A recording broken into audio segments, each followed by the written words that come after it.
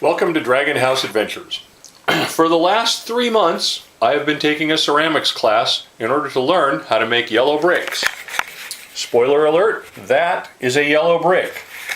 Why would anybody want to make yellow bricks, you ask? Well, that's another story. But while you're waiting for yellow bricks to dry, you have access to a pottery studio. So, I learned how to use the pottery wheel. And yes, this looks like every piece of crap that every beginning pottery student ever has made. But what's interesting about it is not that I actually got to the point where some of these things are actually almost usable, and I actually think this is my best piece all quarter. What I learned is about how to do glazes. Now, the yellow bricks use something called a mason stain made by a company called Mason Color, and then some of these were glazes that were provided by the class. This blue, for example, was a really bright blue, and then you dip it in a clear, and the clear gets all cloudy, and I didn't like that because, having been a lighting designer, I like pure, brilliant colors. So I tried the blue, and then they had this black underglaze which you dipped in the clear, and it got really milky, and I didn't like that. So I made my own yellow glaze from the mason stain for the brick, and what you do is you mix Gerstly borate, 45 grams, with silica, 35 grams, with EPK, 20 grams, with the 6410 mason stain, and I did 20% by weight instead of the recommended 10% by weight. Now, I have no idea what Gerstly borate is, but it's a very finely screened chemical. It's about 200 mesh, and the way mesh works is you take a screen, and the number of the mesh is how many lines per inch you put in. So a 10 mesh would have 10 lines per inch, and it would let big stuff through.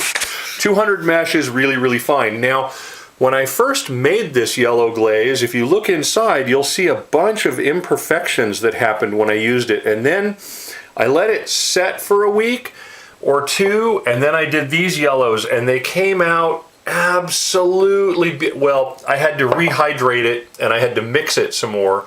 And you have to put it through a very fine screen to make sure there's no lumpies in it. But the yellows that came out in the second pass when I used it, I think were absolutely beautiful. Before the class started, I bought a red glaze that was advertised as being really, really bright red, and for the most part it is.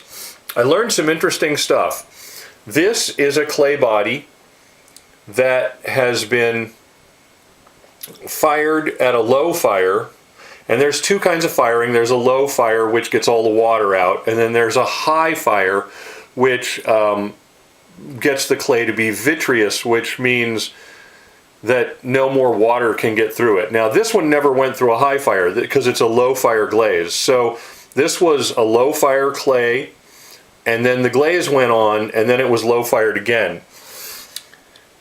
So that will probably leak. But then what I did was I decided to take it and low fire it, and then without any glaze at all, high fire it. You can see how the base is a little bit darker.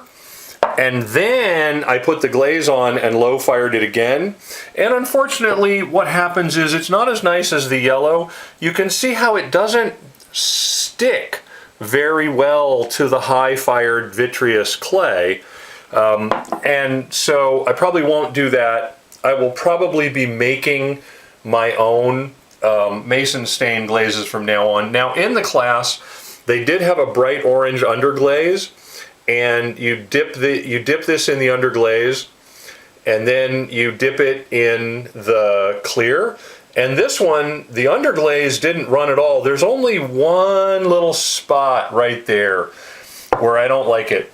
And then, because I'd had problems with that black, there's another black that was a gloss black that they had, but it turns out this gloss black was really thick. And if you compare this to like the yellow is a very fine, thin gloss finish.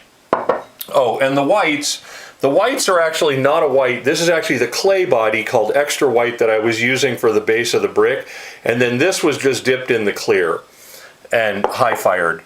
So all in all, what I learned is from now on, I should probably, in order to get really, truly vibrant colors, I should probably buy the mason stain that I want and then mix it up with those chemicals and then let it sit to hydrate and then strain it and then use that as my glaze. And that is what I learned from the spare time I had in my first ceramics class.